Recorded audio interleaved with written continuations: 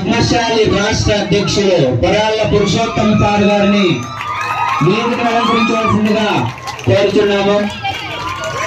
మరియు అన్న కళాశాల ప్రారంభం నుంచి తనలో నేనున్నానంటూ ముందుకు వస్తున్నటువంటి బాబు వెంకటేశ్వర గారిని వేదికను అలంకరించవలసిందిగా కోరుచున్నాము. ప్రసన్న వెంకటేశ్వర స్వామి దేవాలయం చైర్మన్ గారు చిన్న విన్నపం. పద్మశాలి కార్పొరేషన్ డైరెక్టర్ పొరాళ్ల పురుషోత్తమన్న ప్రత్యేకమైనటువంటి ఆహ్వానం మరోసారి.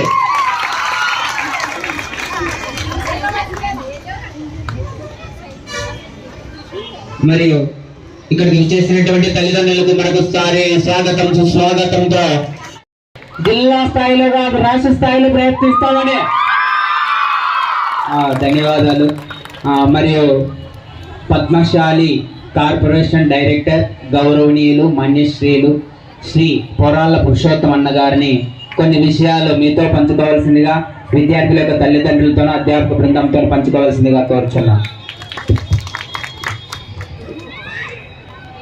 మెగా పేరెంట్స్ డే 3.0 కార్యక్రమానికి అధ్యక్షత వహించిన మీ డైనమిక్ ప్రిన్సిపాల్ ఉదయ్ భాస్కర్ గారికి, అలాగే సీనియర్ లెక్చరర్ అధ్యాపకులు జ్ఞానేశ్వర్ గారికి, వేదిక మీద ఉన్న మరో లెక్చరర్ గారికి, ఇక్కడున్న లెక్చరర్స్కు, అలాగే పేరెంట్స్కు, ముందున్న స్టూడెంట్స్కి అందరికీ పేరు పేరున నమస్కారం తెలియజేసుకుంటున్నా.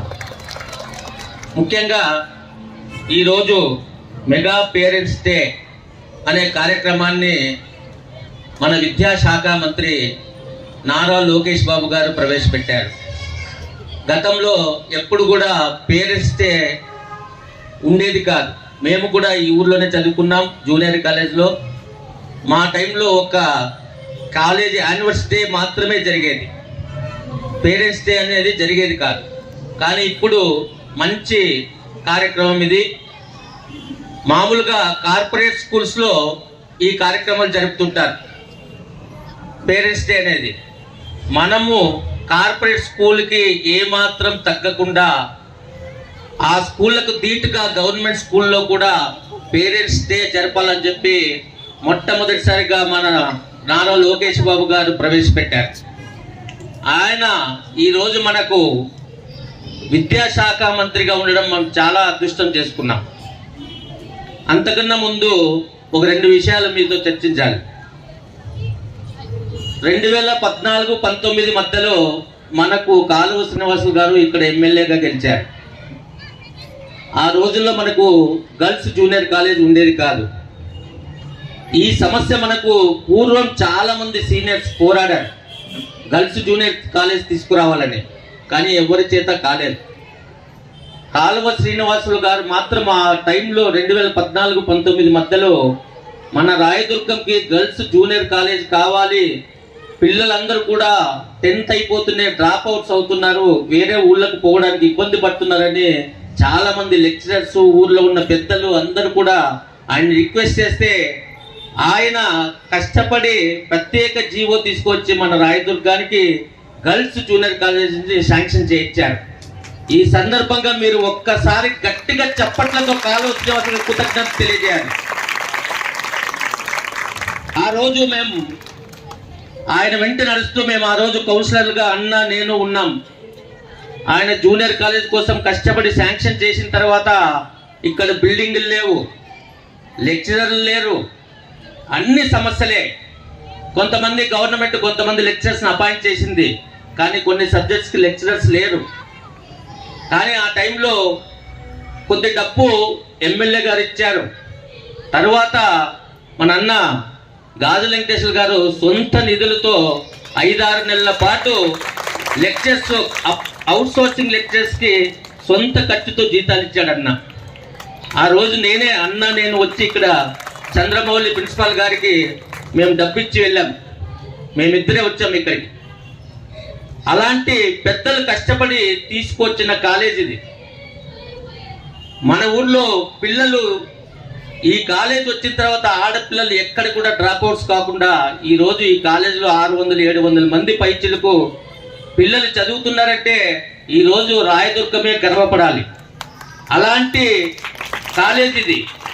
ప్రిన్సిపాల్ గారు చెప్తున్నారు మంచి స్కోర్ చేశారు, అవుట్ ఆఫ్ 1970 మార్క్స్ ఒక పాప తీసుకొచ్చిందంటే చాలా గర్వకారణం. అది పెద్ద పెద్ద కార్పొరేట్ స్కూల్లో తీసుకొచ్చే మార్క్స్ మన రాయదుర్గం జూనియర్ కాలేజీలో తీసుకొచ్చారంటే వాటికి ధీటుగా మనం ఇక్కడ చదువుకుంటూ అధ్యాపకులు కూడా మీకు ఎంత బోధన ఇస్తున్నారో ఇప్పుడు అర్థమవుతోంది. మీరందరూ కూడా గమనించాలి, ఈరోజు పేరెంట్స్ డే. మీరు మాత్రమే వచ్చారు, మీ పేరెంట్స్ రాలే. ఈ రోజు మీరు పేరెంట్స్ డే అన్న తర్వాత మీ పేరెంట్ తల్లినో తండ్రినో ప్రతి ఎవరినో ఒక్కరిని ఖచ్చితంగా పిలుచుకొని వచ్చింటే ఈ కార్యక్రమం ఇంకా బాగుండేది. కొంతమంది వచ్చారు. ఇది ఎందుకు పెట్టారంటే కాలేజీకు పేరెంట్స్కు కమ్యూనికేషన్ ఉండాలని, పిల్లలు ఎలా చదువుతున్నారు, పిల్లలకు బోధన లెక్చరర్స్ ఎలా ఇస్తున్నారు అని తెలుసుకోవడానికి ఈ కార్యక్రమాన్ని మన విద్యాశాఖ మంత్రి ప్రవేశపెట్టారు. వాళ్ళే లేకుంటే మనకు పేరెంట్స్ మీటింగ్ అనేది అర్థమేముంటుంది చెప్పండి? కొంతమంది మాత్రమే వచ్చారు పేరెంట్స్, అందరూ రావాలి. నెక్స్ట్ పేరెంట్స్ డేకి మీరందరూ కూడా పేరెంట్స్ పిలుచుకొస్తారని చెప్పి ఈ సందర్భంగా నేను నమ్ముతున్నాను. అలాగే ఈరోజు ఒకటి గమనించాల్సిన విషయం, మన రాయదుర్గంలో జూనియర్ కాలేజు ఇక్కడ అరాకొరా బిల్డింగ్స్ పాపం మన లెక్చరర్స్ అంతా కష్టపడుతున్నారు. నాగేశ్వర స్వామి ప్రిన్సిపాల్ గా ఉన్నప్పుడు అక్కడ నేను ఆంజనేయ స్వామి లేఅవుట్ లో నేను రెసిడెన్స్, అక్కడ కాలువ శ్రీనివాస్ గారు ఒక 8 రూములు శాంక్షన్ చేయిస్తే ఆయన పాపం పొద్దున 6 గంటల నుంచి రాత్రి 8, 9 అక్కడ లైట్లు ఉండవు, ఏమి ఉండదు, కష్టపడి పనిచేసి ఆయన 4 రూములు కంప్లీట్ చేశాడు. ఆయన ఆధ్వర్యంలో మేము రోజు చూసేవాళ్ళం. పాపం ఎండకు నిలబడి అక్కడ కూర్చొని వర్కర్స్ పని చేయించి మీకోసం, ఇక్కడ చదువుకునే పిల్లల కోసం ఆయన బిల్డింగ్లు రెడీ చేశారు. కానీ ప్రభుత్వం కొన్ని కష్టాల్లో ఉంది కాబట్టి నిధుల్ని శాంక్షన్ చేయించలేకపోయింది. ఇప్పుడు మళ్ళా కాలువ శ్రీనివాసులు గారు తప్పకుండా శాంక్షన్ చేస్తారు. ఆ బిల్డింగ్ అయిన తర్వాత మీరందరూ కనెక్టెడ్ రోడ్లో ఆ కొండ వాతావరణంలో మంచి కాలేజీలో మీరందరూ అక్కడికి వచ్చి అందరూ చదువుకుంటారని చెప్పి భవిష్యత్తులో ఈ కాలేజ్ ఇంకా బాగుంటుందని చెప్పి ఆశిస్తున్నాను. అలాగే పేరెంట్స్ కూడా మేము విన్నవించుకునేది ఒక్కటే, మీరు మీ పిల్లలు ఈ కాలేజీలో చదువుతున్నారు, లెక్చరర్స్ పాఠాలు చదువుతున్నారు, మీరు కూడా ఒక్కసారి వాళ్ళ ప్రోగ్రెస్ రిపోర్ట్స్, లెక్చరర్స్ ఎలాగా బోధన ఇస్తున్నారు, పిల్లల ప్రోగ్రెస్ ఏముంది, పిల్లలు ఎలాగున్నారు అనేది ఒక్కసారి మీరు కూడా గమనించాలా. మీరు పిల్లలు పోతున్నారు వస్తున్నారు అని చెప్పి పెద్ద పిల్లలు కదా చదువుకుంటారు అనుకోకుండా మన పిల్లల భవిష్యత్తు పేరెంట్స్ చేతిలోనే ఉంటుంది. లెక్చరర్స్ ఇక్కడ ఉన్నంత వరకు వాళ్ళకి చదువులు అన్నీ బాగా చెప్తారు.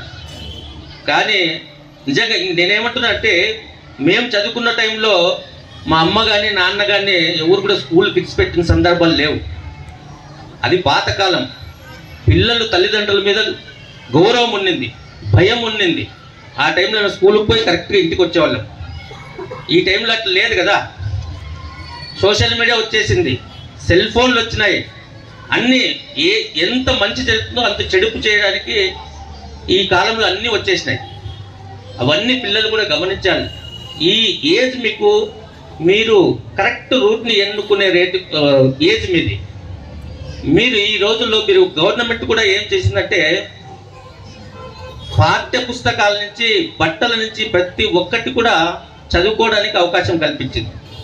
ఇంటర్మీడియట్ అయిపోయిన తర్వాత ఇంజనీరింగ్ పోవడానికి మీకు IIIT కాలేజెస్ని ఏర్పాటు చేసింది. మనము ఇంటర్మీడియట్లో మంచి స్కోర్ సంపాదిస్తే IIIT కాలేజెస్ని మేము ఒక 10 ఏళ్ల కిందట ఒక 2 కాలేజీలు 3 కాలేజీలు ఉండింది. ఇప్పుడు 6 కాలేజీలు ఉన్నాయి. అలాగే నీట్ ద్వారా MBBS కాలేజీలు పెంచుతోంది. ప్రతి ఒక్కరికి కూడా మంచి మంచి అవకాశాలు ప్రభుత్వాలు ప్రతి ఒక్కటి ఉచితంగా ఇచ్చి ఫీజులు కట్టి ఇవన్నీ జరుపుతున్నారు. మన బాధ్యత ఏమిటి? మనం బాగా చదువుకొని పెద్ద పెద్ద చదువుల్లో ఉండి పెద్ద పెద్ద ఉద్యోగాలు చేసి పేరెంట్స్కు మీరు గిఫ్ట్గా మీ ఉద్యోగాలను ఇస్తే వాళ్ళు మిమ్మల్ని కన్నందుకు చాలా ఆనందపడి మీలో భవిష్యత్తును చూసుకొని వాళ్ళు చాలా సంతోషంగా ఉండడానికి అవకాశం ఉంటుంది. కాబట్టి మీరందరూ కూడా దయచేసి ఈ సందర్భంగా చెప్పేదంటే పిల్లలకు ప్రతి ఒక్కరూ బాగా చదువుకోండి, బాగా ఉన్నతమైన స్థానాల్లో ఉండండి. ప్రతి ఒక్కరు కూడా బాగా చదువుకుని పేరెంట్స్కు గిఫ్ట్గా మీరు ఉద్యోగాలు సంపాదించి పేరెంట్స్కి గిఫ్ట్గా ఇవ్వాలని చెప్పి ఈ సందర్భంగా నేను తెలియజేస్తూ ఇక్కడ ఉన్న పెద్దలకి అలాగే ప్రిన్సిపాల్ గారికి అధ్యాపకులకి పేరెంట్స్కి అందరికీ కూడా పేరు పేరున నమస్కారం తెలియజేసుకుంటున్నాను.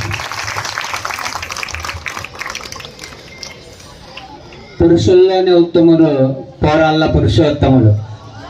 ప్రత్యేకమైనటువంటి ధన్యవాదాలు అన్నగారికి. ఈ పేరు గురించి కూడా చెప్పాలి మీకు, దయచేసి ఒక మాటనండి. మా అమ్మ నాకు పురుషోత్తం అని పేరు పెట్టింది.